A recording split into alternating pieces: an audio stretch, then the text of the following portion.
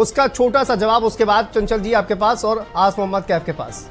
निश्चित रूप से देखिए, जो उन्होंने प्रश्न खड़ा किया है, मैं मानता हूं कि लखीमपुर में चुनाव के अंदर विवाद हुआ था, उस पर पार्टी ने भी कार्रवाई की और मुकदमा दर्ज हुआ। मुकदमा भी दर्ज हुआ दोषी के खिलाफ। और पूरे उत्तर प्रदेश के अंदर आप देखेंगे, जब हम सरकार में रहते, माननीय योगी जी ने कहा था कि हम कानून किसी को भी तोड़ने नहीं देंगे।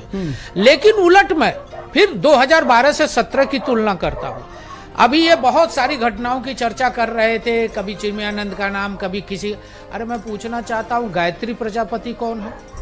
गायत्री प्रजापति बलात्कार के केस के मुलजिम थे। न्यायालय के कहने के बाद भी जब तक 2017 में योगी आदित्यनाथ जी मुख्यमंत्री नहीं बन गए, तब तक उनकी गिरफ्तारी नहीं हुई। और गिरफ्तारी 2017 में गायत्री प्रजापति का हुआ। और कौन थे गायत्री प्रजापति? अखिलेश यादव के सबसे करीबी थे, खनन मंत्री थे और बीपीएल सूची से निकल के 500 करोड़ के एम्पायर में चले गए। न्यायालय ने क्या क्या कहा? ठीक है सर, वापस आता हूँ। इस बीच बड़ी खबर सामने आ रही है। सीसामऊ में 11वें राउंड की गिनती खत्म हो गई है और सपा की नसीम सोलंकी यहां पर 22,398 वोट से आगे चल रही हैं। सपा की नसीम सोलंकी को 48,990 वोट हासिल हुए हैं और बीजेपी के सुरेश अवस्थी 26,592 वोट यहां पर हासिल हुए हैं। तो कानपुर की सीसामऊ विधानसभा सीट यहां पर 11वें राउंड की गिनती खत्म होने के बाद की तस्वीर। और देखिए, एक बड़ी बढ़त 22,398 वोट की बढ़त यहां पर नसीम सोलंकी को मिलती हुई दिखाई दे रही है। और सपा की नसीम सोलंकी को 48,990 वोट, लगभग 49,000 वोट यहां पर मिले हैं। वहीं पर 26,500 वोट लगभग सुरेश अवस्थी को यहां पर मिले हैं। तो एक बड़ी बढ़त यहां पर सीसामऊ विधानसभा सीट पर हासिल कर ली है नसीम सोलंकी ने। और ये बढ़त जो है वो किस तरह से कायम रहेगी, ये देखना दिलचस्प होगा। लेकिन फिलहाल सीसामऊ सीट से जो अपडेट सामने आ रही है, इसमें 48,990 वोट मिले हैं नसीम सोलंकी को। 26,552 वोट जो है वो सुरेश अवस्थी को मिले हैं।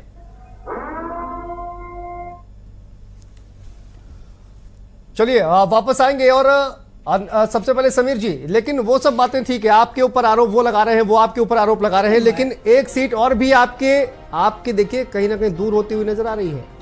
कटेरी की तो बात ही नहीं कोई कर रहा था सर। आप वहां पे देखिए शोभावती वर्मा लीड ले रही है। वो देखिए है क्या कि जो 9 सीटों पे चुनाव हो रहा है, उसका जब आप असेसमेंट करेंगे तो उसमें से 5 सीटें समाजवादी पार्टी की थी। हम 6 सीटों पर आगे चल रहे हैं। अभी ये शुरुआती रुझान है। मैं बहुत विश्वास से आपको कह सकता हूं कि 9 की 9 सीटें हम जीतने में कामयाब होंगे। हाँ, 2 सीटों पर हम लड़ाई मानते हैं। कौन कौन सी सीटें जिस पर लड़ाई? सीसामऊ और मैनपुरी की करहल, इस पर 2 पर लड़ाई हो सकती है। लेकिन मैं विश्वास से आपको कह रहा हूं कि बाकी सीटों में बहुत जबरदस्त भारतीय जनता पार्टी गेन करेगी।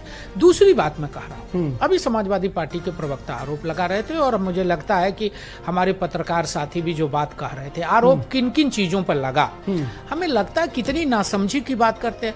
जैसे कानपुर की सीसामऊ सीट है, कानपुर के अंदर 8 विधानसभा, जब एक विधानसभा के बाई इलेक्शन हो रहा है तो कहीं ना कहीं उस विधानसभा की बाउंड्री को अगर पुलिस बैरिकेड नहीं करेगी तो दूसरी विधानसभा के लोग उस विधानसभा में आते ही हैं और बाहर से भी जाते हैं। तो पुलिस के इस बैरिकेड को समाजवादी पार्टी के अभी नेता को मैं सुन रहा था अपनी स्टूडियो से, वो बोल रहे थे कि साहब बाहर के लोगों को बैरिकेड करके रोका गया।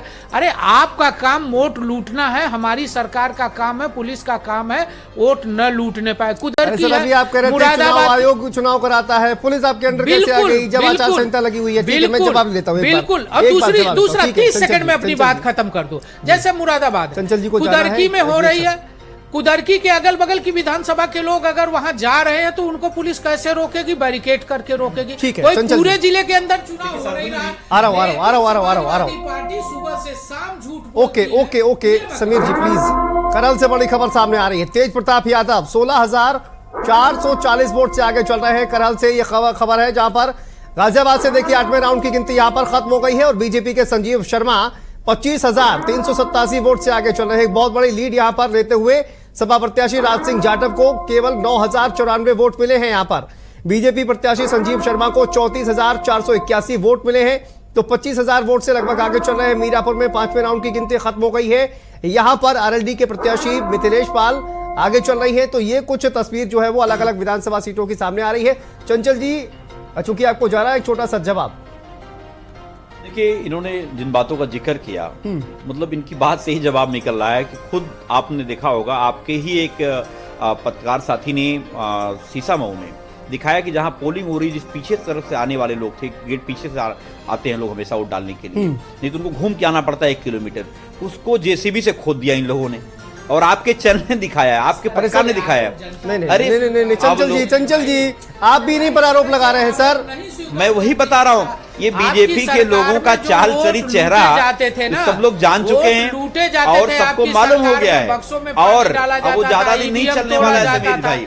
ये हमारी सरकार में नहीं होता, आज की ये पुलिस आपकी नहीं सरकार करेगी में ये होता, काम। विधायक पिटता है, जनता पिटती है, पुलिस सरकार जो है जगह जगह उसको उत्तर प्रदेश की जनता ने खारिज आत्महत्याएं कर रहे हैं लोग, जगह जगह खारिज कर दिया उत्तर प्रदेश की जनता ने, आगे भी खारिज करेगी। पूरे देश में खारिज हो रहा है, रिजल्ट देखो आप, पूरे देश में खारिज हो रहा है। चाल चरित चेहरा आपने देखा होगा, 2 घटनाएं संविधान का जो झूठ बोला था आपने, वो पूरे देश में जनता खारिज कर रही है, दोनों घटनाओं में देश में खारिज कर रही है, जिसमें एक में उनको आवाज दिया जा रहा है, एक में उनको जो है नौकरी दी जा रही है, उनको पैसा पहले से खारिज कर दिया उत्तर एक पैसे नहीं मिला। कहाँ मुगालते इनका में डबल पड़े चेहरा है, डबल करल का आरोप लगा रहे हैं आपके ऊपर, करल में जिस तरह से एक लड़की की हत्या हुई। और आप बताओ, एक और बजाओ समीर भाई का, सुनिए, एक बड़ी ईमानदारी जवाब दूं, इन्होंने जिक्र किया करहल की घटना का, महिला जो बिटिया का बलात्कार किया, हत्या किया, FIR में जो दर्ज हुआ है, उस लड़की का गैंग रेप हुआ, उसका सपा से कोई लेना देना नहीं है, और इन्होंने कहा कमल के फूल तोड़ देने की बात कही, हत्या हो गई।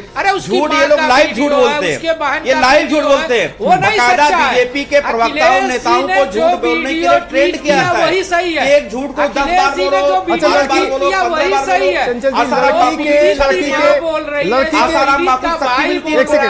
Second sir